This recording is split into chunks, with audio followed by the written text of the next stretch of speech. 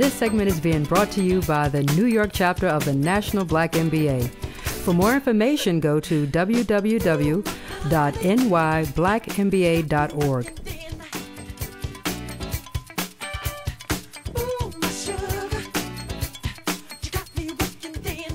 We're back with Lance LaVerge. When you talked earlier about being a limited number of the minority in the C-suite positions, do you think it's because the senior folks just don't get it and why that's important to have a diversification of talent at the top level? Or is someone just not getting the message?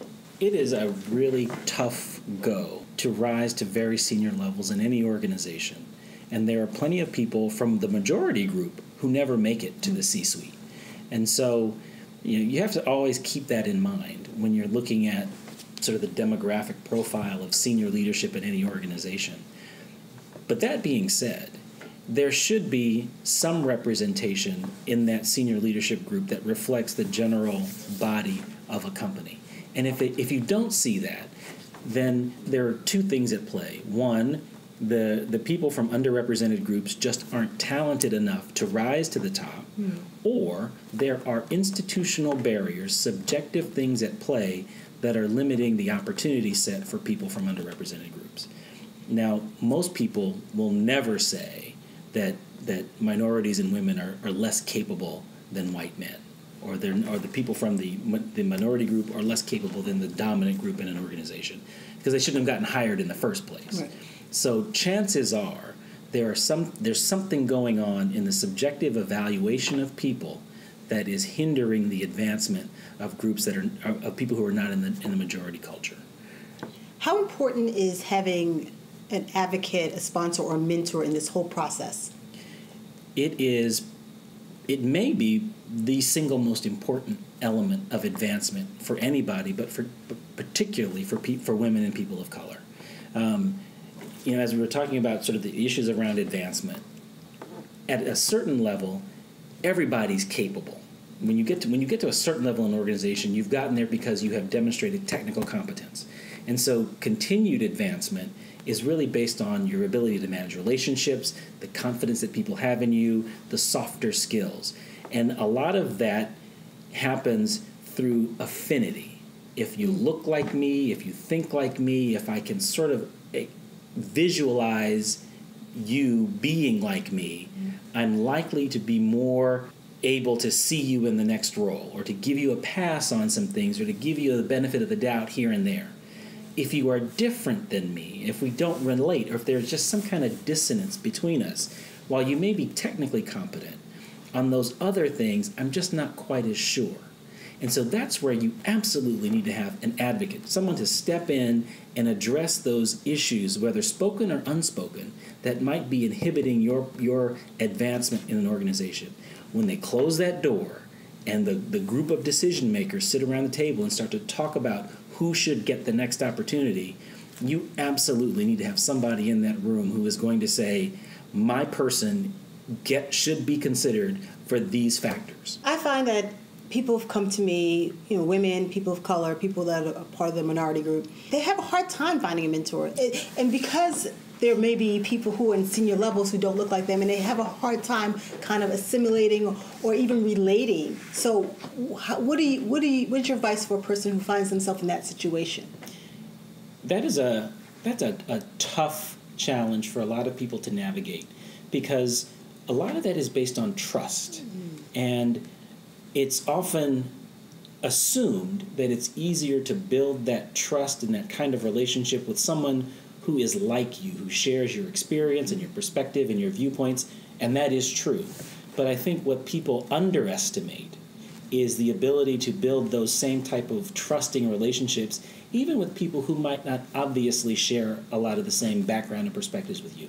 And so I always encourage people to be very open to engaging people who are different from them, senior people who are different from them, and find that sort of space of common ground. A lot of times it can be established just through work experience and through demonstrating the value that you bring to an organization, because everybody likes a winner. So one surefire way to at least get the attention of potential sponsors is to be really good at what you do. From there, though, it is really incumbent upon you to figure out how to identify ways to connect with those people.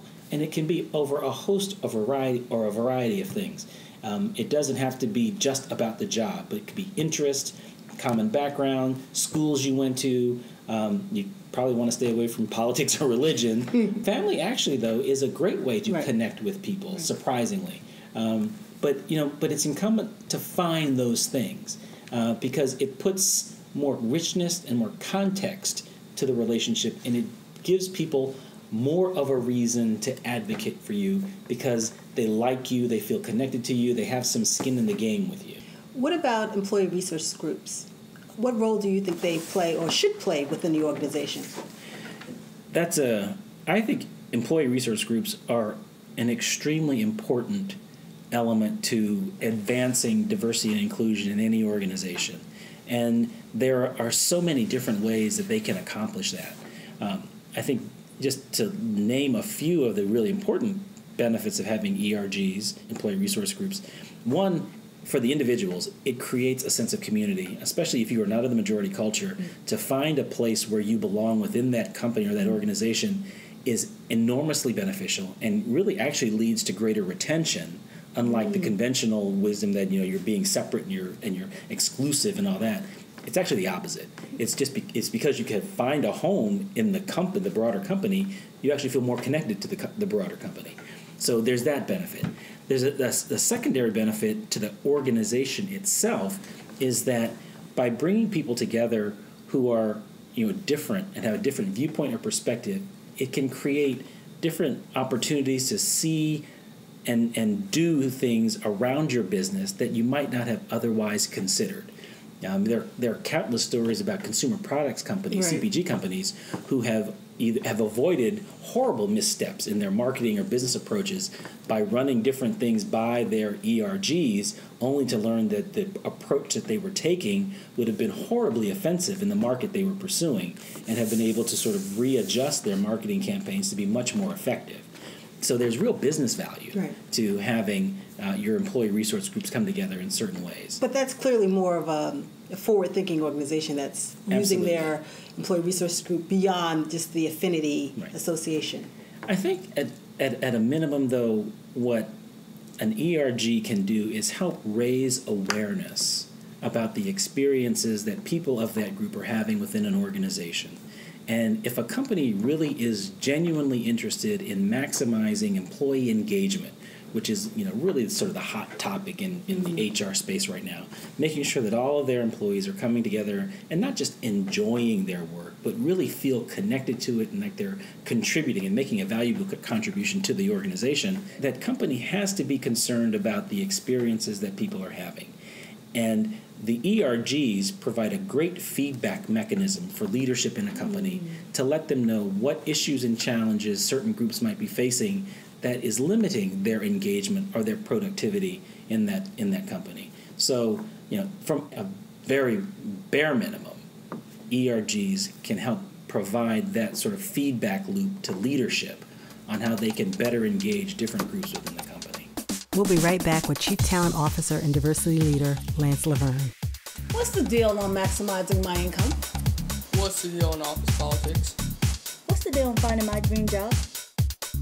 It's now time for Ask Janie. A little advice could change your life. Today on Ask Janie, we have a question from Jay. Companies have publicized diversity recruitment programs. They say there's an issue with the pipeline of qualified diverse talent. Is there a disconnect between the diversity strategy initiated by top execs and the people who carry them out? Jay, here's the deal. The best-in-class companies have a diversity and inclusion strategy. It's challenging enough for companies to find talent regardless of race or cultural background. One way to level the playing field is to do your research on an organization and find out what opportunities exist and who the real players are in the industry. Write them and ask them for a meeting. Be prepared. The truth is, you can't expect the organization to find you. You must seek out your opportunities and build your personal brand. If you have a question for Ask Janie, send an email to thedealfm@gmail.com. This segment is brought to you by the documentary feature film, Autistic Like Me. The film explores the emotional challenges fathers face coping with children living with autism. For information on the film and to view a clip, go to www.autisticlikeme.net. We're back with Lance LaVerge. Some companies with the best intentions actually fall short in developing their folks.